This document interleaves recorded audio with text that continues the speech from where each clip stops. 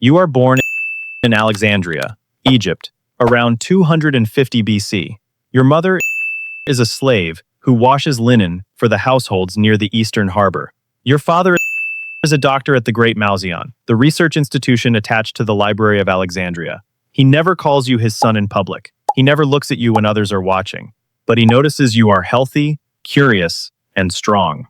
In this world, at this time, that is the most dangerous thing a child without a family name can be. By age 6, you are already inside the lower halls of the Mouseion, not to learn, not to be healed, to be studied. The doctors here need small bodies, children whose lungs are still forming, children whose bones are still soft enough to track as they harden. You are fed better than any slave child in the city. Figs every morning, barley bread, fresh fish from the harbor, goat milk. You eat better than grown men who work the docks. You don't ask why yet. You are 6 years old and the food is good and the room is dry. Your first examination happens on a cold stone table in a room that smells like cedar oil and old copper. A doctor named Apollodorus presses your ribcage slowly with both thumbs. He counts your heartbeats by pressing his ear flat against your chest and staring at the ceiling while his lips move. He wraps a knotted rope around your skull to measure it. He holds your fingers up to a clay lamp and studies them like a jeweler studying a stone. He writes everything down on papyrus in small, tight script. He never speaks a single word to you the entire time. Not your name.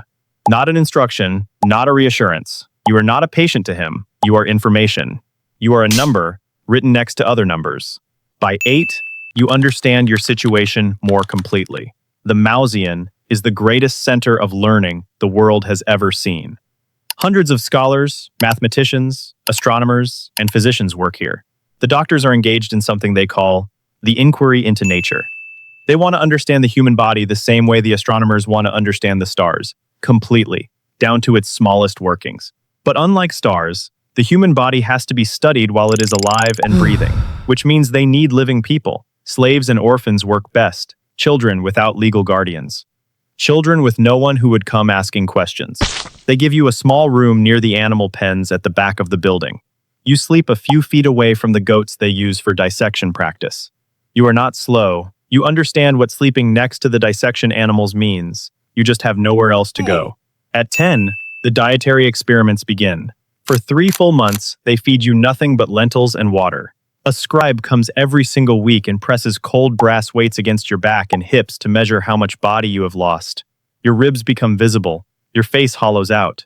They write it all down with great interest. Then they switch you to a rich diet, meat, honey, olive oil, bread, and watch your body fill back out over 2 months with the same quiet fascination. You are never deliberately hurt during this period, never struck, never starved to the point of real danger, just carefully, methodically pushed to specific limits and then pulled back. Somehow the carefulness makes it feel stranger than cruelty would. Cruelty you could understand. This you cannot name. You are 12 when Herophilos visits the Mouseion from Chalcedon. He is the most celebrated physician alive. He has personally dissected over 700 human bodies at a time when most doctors never cut into a single one. He discovered that nerves carry signals from the body to the brain. He was the first man to measure the human pulse using a water clock. He named parts of the body that no one had named before. He is, by every measure, a genius. When he looks at you across the examination room, he looks at you the way a craftsman looks at a tool he has not had the chance to use yet. He asks Apollodorus if you are available for the new sensitivity study. Apollodorus says yes, without looking up from the scroll he is reading. The sensitivity study is about pain, how the body registers it, how fast it travels.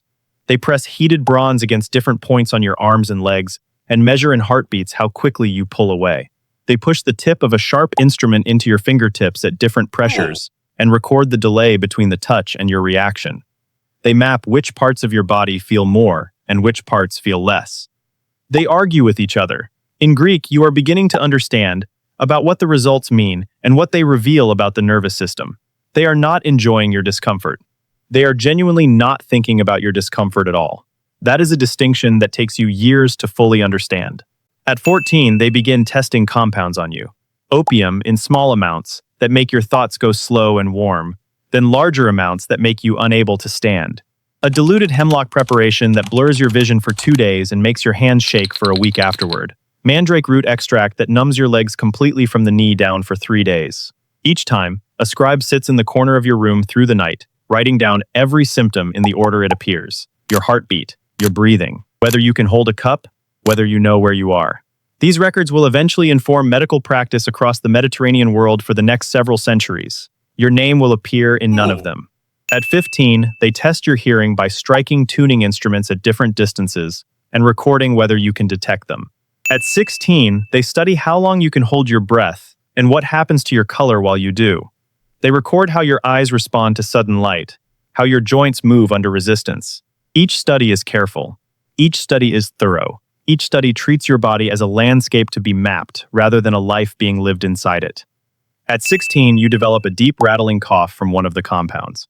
This does not concern them medically in the way it would concern a doctor treating a patient. It concerns them scientifically, the way an unexpected result concerns a researcher. Now, they study the cough. They make you breathe steam, infused with thyme and pine resin. They give you honey mixed with crushed herbs. They tilt your sleeping surface at different angles and argue among themselves about whether the problem begins in the lungs or the stomach. You lie on the stone table and listen to educated men debate your own insides with tremendous enthusiasm. You are the most interesting thing in the room. You are just not a person in the room. You are 17 when you run. You get further than you expect, all the way to the Eastern Harbor before a guard employed by the Mouseion finds you sitting on a dock watching the ships. He brings you back without violence. No punishment follows. Just a quieter room, a heavier lock, a fresh bowl of figs on the table when you arrive. One of the younger doctors sits with you that evening and explains with genuine patience that your contribution is saving lives that haven't been born yet. He speaks for a long time. He is sincere. Everything he says is probably true. You stop listening after a while and stare at the wall and try to remember what the harbor smelled like. By 20, the cough has cleared. You have survived 14 years inside these walls. The doctors know your body the way sailors know a coastline. They have traveled 100 times. Every scar from their instruments. Every drug that made you fall. Every night your heart hammered from compounds you couldn't pronounce. All of it lives in the archive in neat papyrus rolls stacked on cedar shelves. You have become, without wanting it, one of the most thoroughly recorded human beings in the ancient world. There is something almost funny about that, if you look at it from far enough away. At 23, Apollodorus dies of a fever. His replacement is younger, trained in cause, and sees you differently from the first day. One afternoon, he sits across from you at a small table and asks what your life has been like. He actually waits for the answer. He listens while you speak. It is the most disorienting experience of your adult life. You have spent 17 years being measured and not 1 minute being heard. You do not know what to do with someone paying attention to your words instead of your pulse. He teaches you to read medical Greek. He lets you sit in on observations instead of lying on the table for them. After 2 years of this, you are able to read your own file in the archive. You find the papyrus scrolls that cover your entire life from age 6 onward. The lentil experiment, the hemlock trials, the pain mapping with Herophilos, the cough. All of it recorded in clean, careful handwriting by men who found you endlessly useful and almost entirely invisible. Understanding everything that was done to your body does not make it hurt less. It just takes away the only thing you had left, which was not knowing. You die at 31. The cough returns worse than before, deeper, wetter, permanent. One of the junior physicians notes in his records that the hemlock exposure during your adolescence likely damaged something that never healed properly. He records this with interest.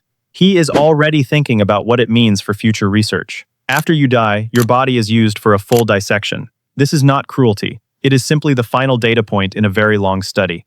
Somewhere in the archive, between scrolls about astronomy and mathematics and the movement of planets, is the complete record of your life, measured in reactions and weights and drug responses and skull circumferences. That record will outlast every person who ever knew you. It will outlast the building you died in. It will outlast almost everything. The next morning, a new child is brought through the side entrance from the harbor district. A boy, 7 years old, healthy, bright eyes, no family name, no one coming to look for him. He is given figs for breakfast. The inquiry into nature continues. If you made it this far, you already know this channel goes places most history content won't. Subscribe if you want to keep living these lives. And if there's a rank, a dynasty, or a world you want to be dropped into next, drop it in the comments. We read all of them.